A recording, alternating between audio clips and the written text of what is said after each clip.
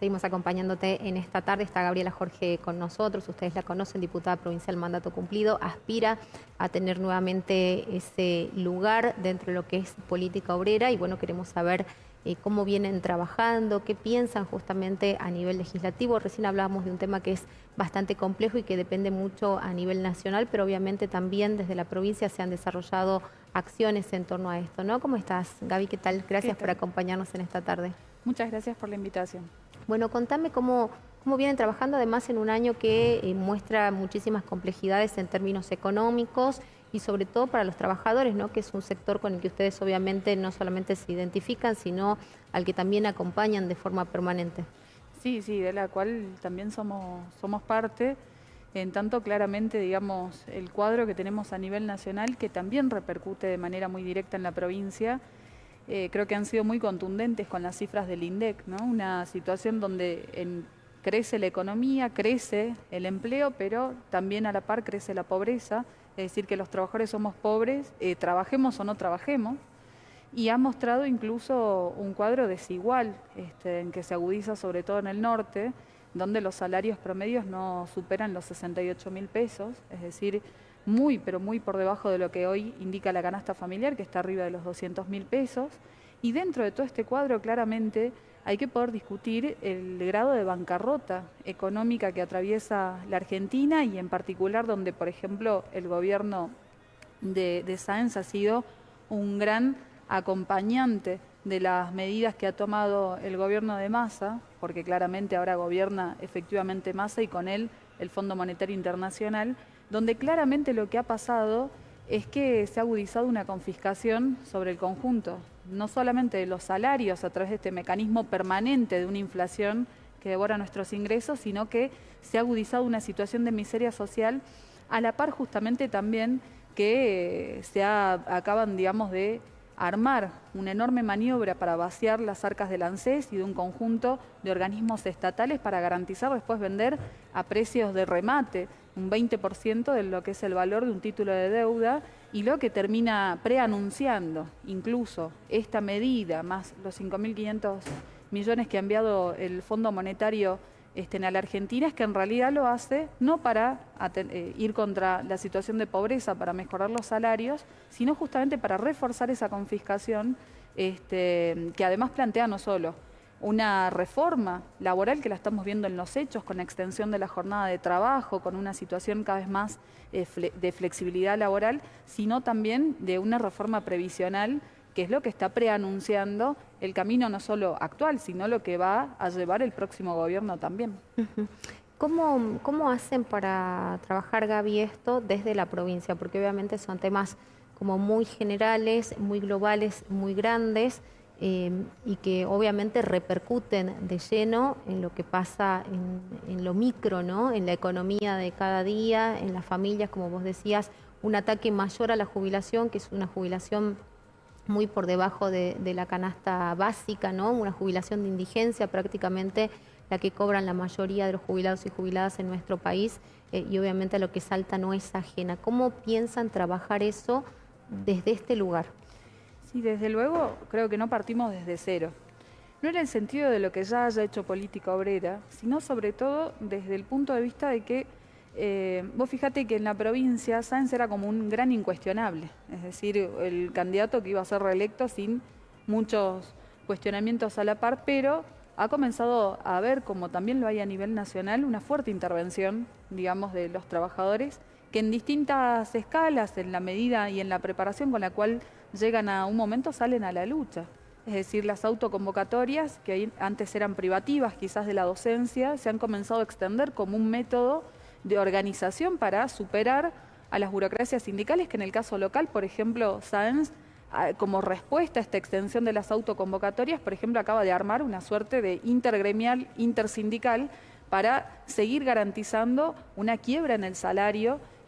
no satisfacer el pase a planta, que es uno de los reclamos más sentidos, no solo en la salud, sino también entre las ordenanzas, y un conjunto también de reivindicaciones donde la jubilación también entra dentro de ellas. Y en este cuadro claramente los trabajadores tratan de saltar ese obstáculo que implica hoy la burocracia sindical, se autoconvocan, se organizan y hoy tenemos, por ejemplo, en este momento 2 acampes que se están produciendo en la provincia de Salta. Uno, por ejemplo, con los padres y docentes y estudiantes de la Escuela Técnica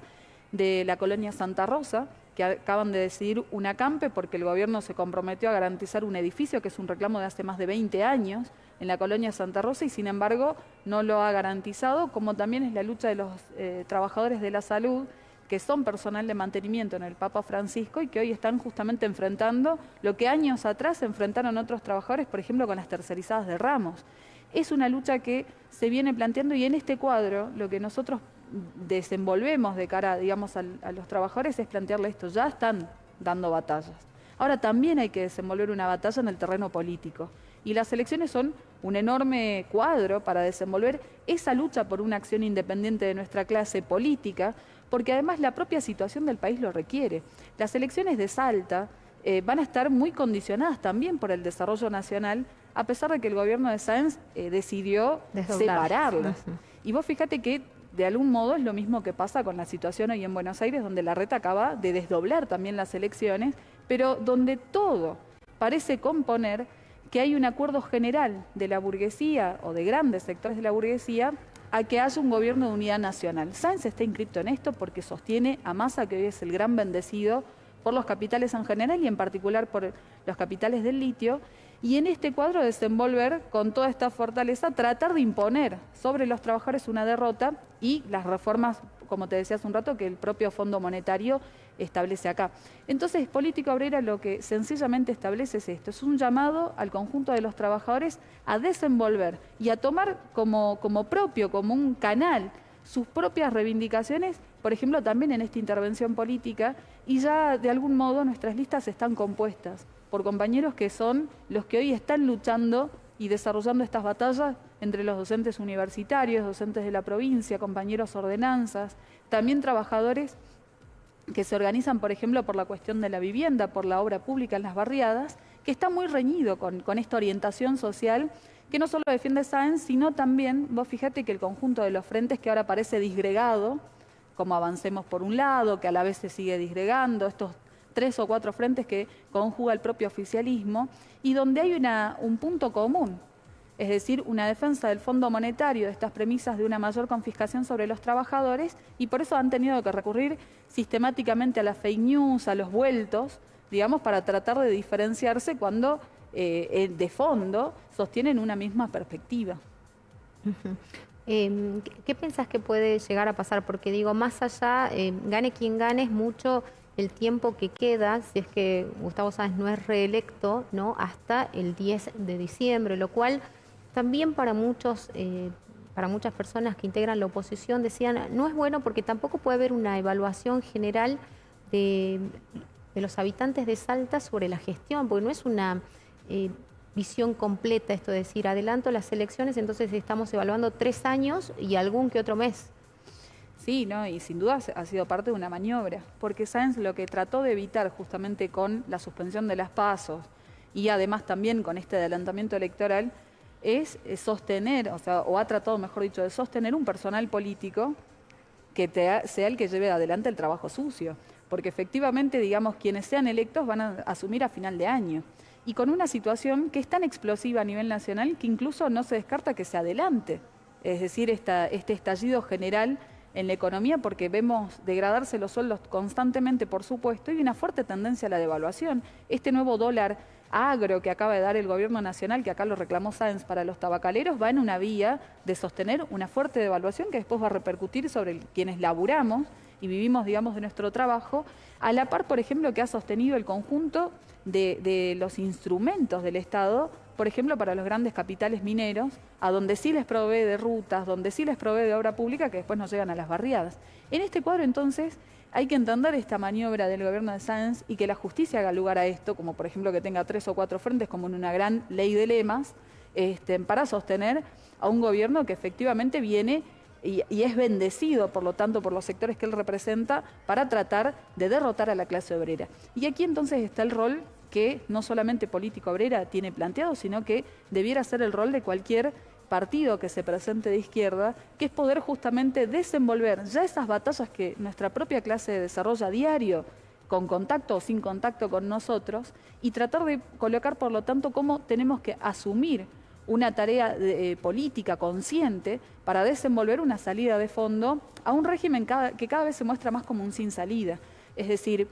acá para garantizar los salarios no podemos estar constantemente, digamos, en la lucha. Y vos fíjate que uno arranca un aumento salarial, te dura ¿cuánto? Un mes. Porque la devaluación, la situación inflacionaria es cada vez más aguda, la situación de la vivienda es realmente una bomba de tiempo, en tanto se ha agudizado la cantidad de familias que no accedemos a la vivienda propia